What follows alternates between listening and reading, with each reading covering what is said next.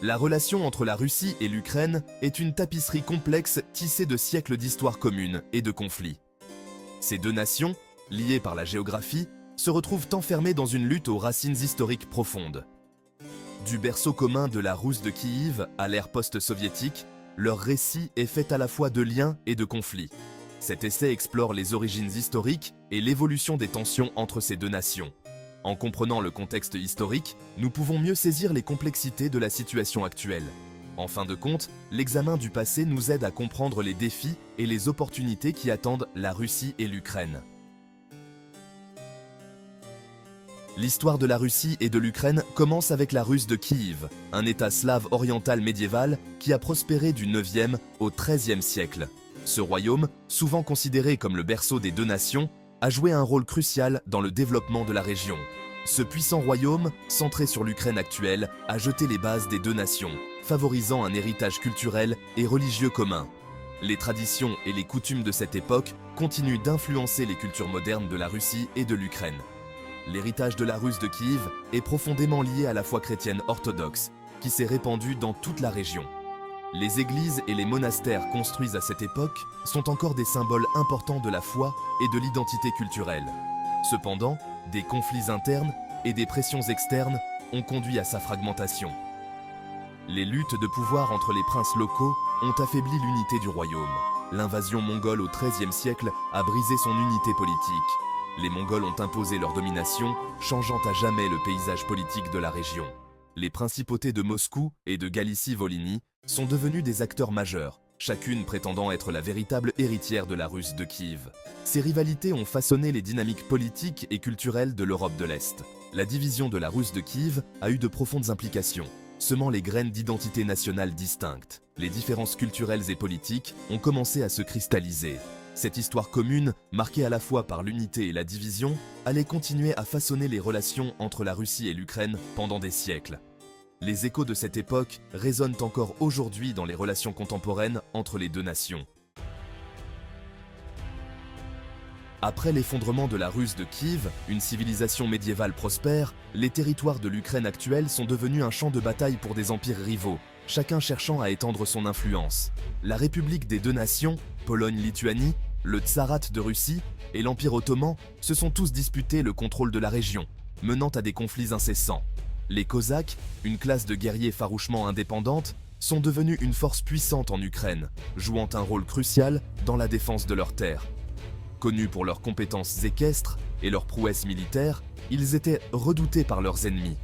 Les Cosaques ont résisté à la domination extérieure, menant de nombreuses révoltes pour préserver leur autonomie.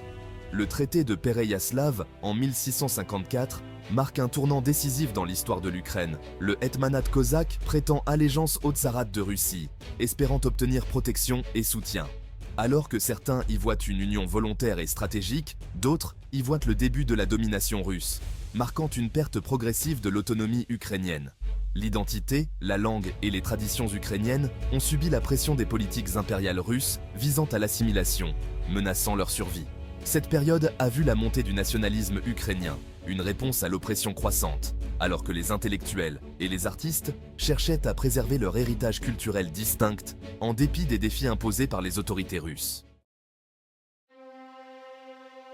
La révolution russe de 1917 a entraîné l'effondrement du régime tsariste et une brève fenêtre d'opportunité pour l'indépendance de l'Ukraine. La République populaire ukrainienne est proclamée en 1917, affirmant son droit à l'autodétermination. Cependant, cette indépendance retrouvée fut de courte durée. Le gouvernement bolchevique a mené une guerre brutale contre le nouvel État ukrainien indépendant. Malgré une résistance acharnée, l'Ukraine a finalement été intégrée à l'Union soviétique. L'ère soviétique a apporté une industrialisation et une modernisation importantes, mais à un prix élevé. L'Holodomor, une famine provoquée par l'homme dans les années 1930, reste un chapitre profondément traumatisant de l'histoire ukrainienne. L'effondrement de l'Union soviétique en 1991 a offert à l'Ukraine une occasion historique de recouvrer son indépendance. Le 24 août 1991, l'Ukraine a déclaré son indépendance, marquant un tournant dans son histoire. Cependant, la transition vers l'indépendance ne s'est pas faite sans heurts. L'élection présidentielle de 2004 est devenue un point focal de la lutte de l'Ukraine pour la démocratie. Lorsque le candidat pro-russe Viktor Yanukovych a été déclaré vainqueur sur fond d'accusations généralisées de fraude, les Ukrainiens sont descendus dans la rue pour protester.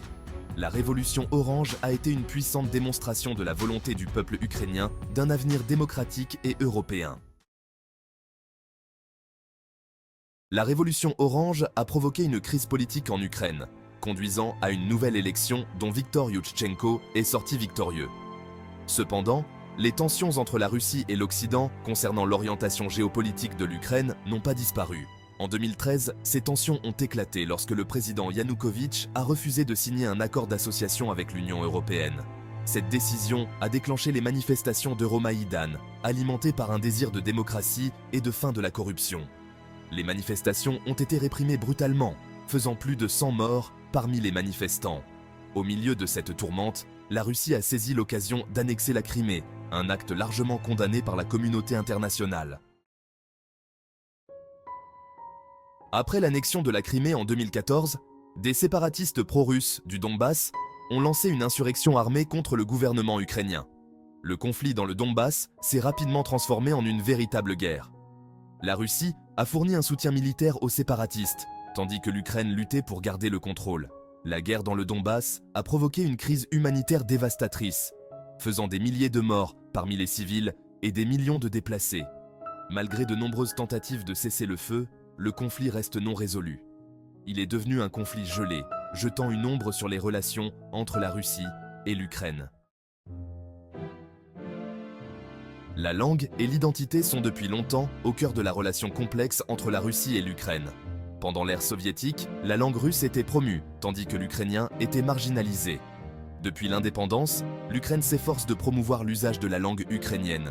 Cependant, la question de la langue reste sensible, en particulier dans l'est de l'Ukraine, où le russe est plus largement parlé. Le débat sur la langue est souvent lié à des questions plus larges d'identité nationale. Pour de nombreux Ukrainiens, la promotion de la langue ukrainienne est essentielle à la préservation de leur héritage culturel. La situation stratégique de l'Ukraine, en tant que pays de transit pour les exportations de gaz russe vers l'Europe, en a fait un point central de la rivalité géopolitique. La Russie utilise depuis longtemps son contrôle sur les approvisionnements énergétiques comme un outil politique pour exercer une influence sur l'Ukraine. Les gazoducs Nord Stream, qui contournent l'Ukraine, ont exacerbé la vulnérabilité de l'Ukraine en matière de sécurité énergétique. L'Ukraine a cherché à diversifier ses sources d'énergie et à réduire sa dépendance au gaz russe. Cependant, ces efforts ont été entravés par la corruption et les difficultés économiques. Les relations énergétiques entre la Russie et l'Ukraine restent une question complexe et controversée. Le conflit entre la Russie et l'Ukraine se joue également sur le terrain de l'information. Les deux camps se livrent à une guerre de l'information, cherchant à influencer l'opinion publique. La Russie est accusée de mener une campagne de désinformation sophistiquée. Cette campagne implique la diffusion de fausses informations par le biais de médias contrôlés par l'État et de plateformes de médias sociaux. L'Ukraine a cherché à contrer la désinformation russe en promouvant l'éducation aux médias et le journalisme indépendant. La guerre de l'information a eu un impact significatif sur l'opinion publique, rendant plus difficile la recherche d'un terrain d'entente. La réponse de la communauté internationale au conflit entre la Russie et l'Ukraine a été marquée par la division et la complexité. Alors que l'Occident a condamné les actions de la Russie et imposé des sanctions économiques sévères, il n'y a pas eu d'action unifiée pour dissuader toute nouvelle agression. Les États-Unis et l'Union européenne ont fourni à l'Ukraine une assistance financière substantielle et une aide militaire, incluant des équipements défensifs. Cependant, ils se sont montrés réticents à fournir des armes létales ou à intervenir militairement, craignant une escalade du conflit. L'OTAN a renforcé sa présence militaire en Europe de l'Est, mais a exclu d'accorder à l'Ukraine le statut de membre, ce qui aurait pu provoquer une réaction plus forte de la Russie. La Russie a rejeté les critiques occidentales et cherché à saper l'unité occidentale en utilisant la propagande et des alliances stratégiques. L'absence de réponse internationale unifiée a encouragé la Russie et compliqué les efforts visant à trouver une solution durable et pacifique au conflit. Les relations entre la Russie et l'Ukraine restent profondément tendues, marquées par la méfiance et les griefs historiques. Le conflit dans le Donbass continue de couver, rappelant constamment la fragilité de la paix. L'annexion de la Crimée a créé une nouvelle réalité dans la région de la mer Noire. À l'avenir, la réconciliation nécessitera un dialogue et la résolution de l'héritage conflictuel historique. Malgré des défis importants, le peuple ukrainien a fait preuve d'une cohésion remarquable dans sa quête d'un avenir démocratique. L'issue de cette lutte aura de profondes implications pour l'avenir de l'Europe et de l'ordre international. Alors que nous nous tournons vers l'avenir, les relations entre la Russie et l'Ukraine demeurent profondément tendues, marquées par la méfiance et les rancœurs historiques. Le conflit persistant dans le Donbass continue de couver, nous rappelant constamment la fragilité de la paix. L'annexion de la Crimée a créé une nouvelle réalité dans la région de la mer Noire. La réconciliation nécessitera un dialogue et la prise en compte des griefs historiques. Malgré les défis importants, le peuple ukrainien a fait preuve d'une résilience remarquable dans sa quête d'un avenir démocratique. L'issue de cette lutte aura de profondes répercussions sur l'avenir de l'Europe et de l'ordre international. Le 24 février 2022, la Russie a envahi l'Ukraine, marquant une escalade dramatique dans un conflit qui avait déjà débuté en 2014. Rappelez-vous, cette année-là, la Russie avait annexé la Crimée et soutenu les séparatistes pro-russes dans l'est de l'Ukraine. Cette invasion a déclenché une crise humanitaire majeure, d'énormes déplacements de population, des sanctions internationales sévères contre la Russie et un isolement diplomatique.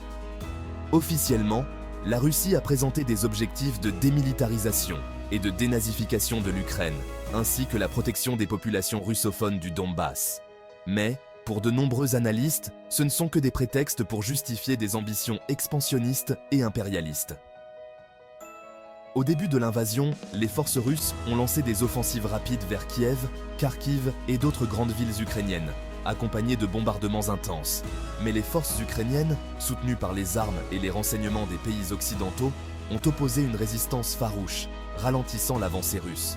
Après quelques mois, la Russie s'est concentrée sur les régions du sud et de l'est de l'Ukraine, en particulier le Donbass, après avoir échoué à capturer Kiev. L'invasion a été condamnée par de nombreux pays et organisations, dont l'ONU et l'Union européenne. De nombreuses sanctions économiques ont été imposées à la Russie, ciblant des secteurs clés tels que l'énergie, la finance et les exportations technologiques. En réponse, la Russie a renforcé ses liens avec certains alliés, comme la Chine, l'Iran et la Corée du Nord, tout en cherchant à atténuer les effets des sanctions. Le soutien à l'Ukraine.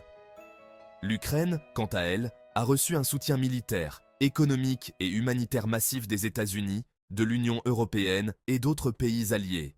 Des milliards de dollars ont été investis dans l'armement, notamment des systèmes de défense aérienne, des drones, des chars et des munitions avancées. Sur le terrain, le conflit s'est intensifié, se transformant en une guerre d'usure où les deux camps ont subi de lourdes pertes humaines et matérielles. Les civils ont payé un lourd tribut, avec des milliers de morts, des villes comme Mariupol presque entièrement détruites et plus de 8 millions de réfugiés ukrainiens fuyant vers les pays voisins. La guerre a également exacerbé la crise énergétique mondiale, en particulier en Europe, largement dépendante des importations de gaz russe. Les gouvernements européens ont accéléré leurs efforts pour diversifier leurs sources d'énergie tout en imposant des restrictions strictes sur les exportations russes. L'issue de cette guerre aura probablement de profondes répercussions géopolitiques pour les décennies à venir. Alors que nous nous trouvons à l'aube d'une nouvelle ère, la résilience et la détermination du peuple ukrainien continuent d'inspirer le monde. Leur lutte symbolise un combat plus vaste pour l'autodétermination, la démocratie et le droit de façonner leur propre avenir. La communauté internationale surveille de près, espérant une résolution pacifique, mais se préparant à la longue route qui nous attend. Le prochain chapitre de cette histoire n'est pas encore écrit, et sa conclusion façonnera le paysage géopolitique pour les générations à venir.